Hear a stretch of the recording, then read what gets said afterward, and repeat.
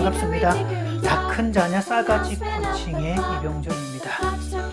자, 코로나 사태로 지금 온 세상이 엉망인데요. 최근 또 부쩍 자녀들의 문제 때문에 상담 요청을 해오고 있는 경우가 많습니다.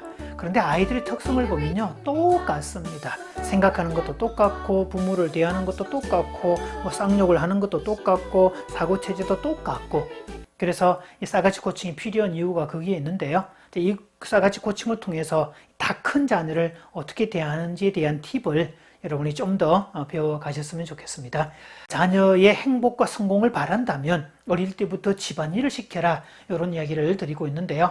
오늘 5번째, 집안일은 자녀의 성공과 행복을 보장한다, 이런 내용을 말씀드리겠습니다. 자, 고양이과 동물들은요, 먹잇감을 잡아오면 그 새끼들에게 산채로 던져줍니다. 그래서 처음에 이 먹잇감을 처음 보는 이 새끼들은요, 겁을 내서 숨기도 하고 도망가기도 하는데, 그래도 용기 내서 만져보기도 하고 건드려 보기도 하고 산채로 던져준 거니까 도망가겠죠.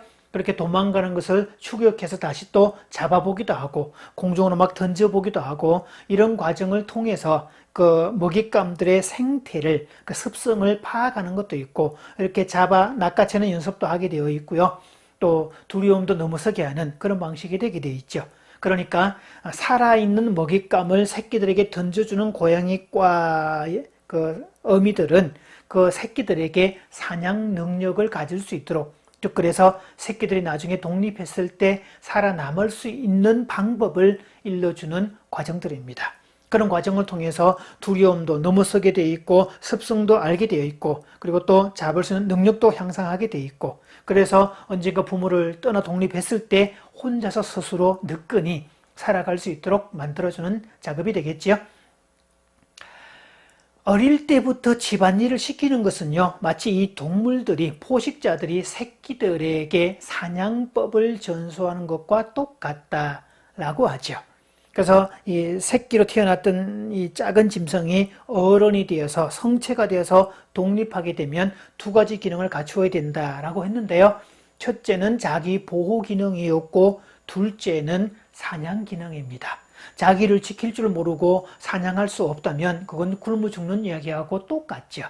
자, 그래서 포식자로 만들어진 이 고양이과 동물들인데, 토끼나 쥐 같은 작은 동물들을 보고 그냥 그렇게 무서워 떨거나 선뜻 손도 내밀지 못하거나 도망가는 먹잇감을 보고 따라가지도 못한다면 결국은 굶어 죽을 수밖에 없다는 뜻이 되죠. 그래서 소리 내지 않고 사냥감에게 접근하는 방식, 그리고 최단거리에 다가섰을 때 전력 질주하는 방식들, 그리고 숨통을 끊기 위해서 목덜미를 물어서 죽이는 그런 것들 전부 다 전수시켜 줍니다. 이걸 가르치지 못했다는 말은 새끼 보고 죽으란 이야기하고 똑같죠. 그래서 포식자라 할지라도 이런 부분을 가르쳐 주지 않으면 포식자가 끝까지 성장하지 못하고 중간에서 잡아먹히는 경우도 들어 있습니다. 그래서 요즘 현대 가정의 문제는 부모가 아이들로 하여금 자기 보호 기능과 사냥 기능을 습득해서 나갈 수 있도록 해야 되는데, 그 시기가 된 자녀임에도 불구하고 자기도 보호할 줄 모르고 사냥할 줄도 모르는 무력에 빠진 존재를 만들었다는 뜻이고요. 그래서 이렇게 된 자녀는 부모의 등골을 여전히 빼먹어야 되는 그런 상황이라는 거죠. 자, 포털 사이트 티타임저에는요, 어릴 때부터 집안일을 시켜야 되는 이유에 대해서 설명을 하고 있습니다. 자, 5년 전 통계인데요. 2015년 통계인데, 미국 성인 남녀 1,001명 중에 자녀에게 집안일을 시키는 부모는 28% 뿐이었습니다. 그나마 그래도 3분의 1 가까이 되는 수치인데요. 한국은 28%가 아니라 점을 딱 찍어서 2.8%라고 해야 되지 않을까요? 그러니까 새끼가 다 컸음에도 불구하고 악착같이 일을 안 시키는 아주 희한한 나라가 대한민국일 겁니다. 자, 그래서 그 내용에 보면 발달 심리학자 리처드 랑드는요, 2015년 3월 13일 월드 스트리트 저널에서 이렇게 말을 합니다. 오늘날 부모는 아이들이 독서나 학교 공부처럼 나중에 컸을 때 성공에 도움이 되는 일을 하면서 시간 보내기를 원하고 있다. 그런데 아이러니하게도 아이를 성공으로 이끄는 입증된 한 가지를 하지 않고 있다. 그게 바로 집안일이다 라고 말합니다. 그래서 아이들이 어릴 때부터 집안일을 하게 되면 처음으로 내가 아닌 다른 사람을 위한 일, 다른 가족 구성원들을 위한 일을 하게 되면서 남을 돕는 일의 중요성을 배우고 또 성취감과 책임감, 자립심까지 기를 수 있기 때문이죠. 그래서 사회적으로 성숙한 사람을 만드는 것인데 이 표현들을 딱 요약하면 한마디로 인성교육이죠. 그래서 인성교육은 집에서 부모에 의해서 시키는 거지 학교에서 교사에 의해서 시키는 게 아닙니다. 학교는 인성교육에 책임이 없습니다. 그래서 인성교육의 출발은 집에서 부모가 하는 거고 그 인성교육의 시작은 부모가 시키는 집안일에 있다는 것을 먼저 기억을 하셔야 되죠. 자, 마틴 로스먼 교수의 실험도 똑같은 내용을 얘기하고 있습니다. 이 미네소타 대학 명예교수의 실험인데요. 어릴 때부터 집안일을 시킨 결과가 어떠한지를 보여주고 있습니다. 성인 84명을 대상으로 유아기 10세, 15세, 20대 중반 이렇게 이제 단계를 나누어서 그 삶이 어떠했는가를 통계를 냈는데요. 유아기 때부터 부모님을 도왔던 아이들, 그러니까 어릴 때 남들보다 더 빨리 집안일을 도왔던 그 아이들이 어른이 되었을 때 20대 중반에 들었을 때 가족 관계도 훨씬 좋고 친구들 관계도 훨씬 좋았고 중년기에 접어들었을 때 가정을 유지하는 행복지수가 월등하게 높았고요. 또한 직업적으로도 훨씬 더 성공해 있더라 이런 뜻이었습니다.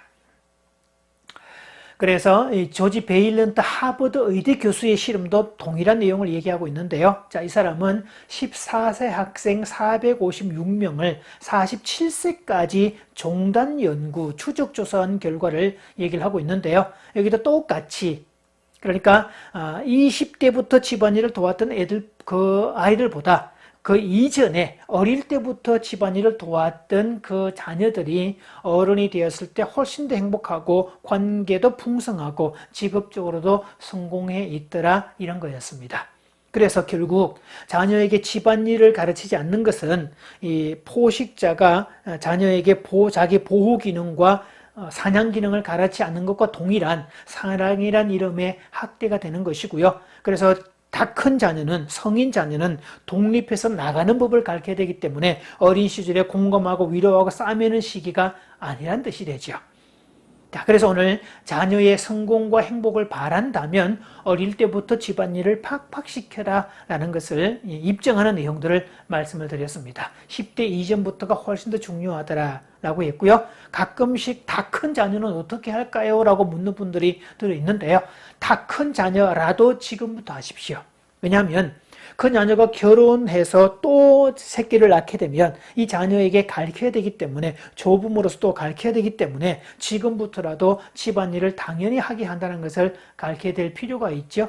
자, 그래서 이 아이는 결과적으로 본인이 마땅히 얻었어야 될 자기 보호 기능과 사냥 기능을 습득하는 행위이기 때문에 결과적으로 부모님께 감사하게 된다는 사실을 기억하십시오.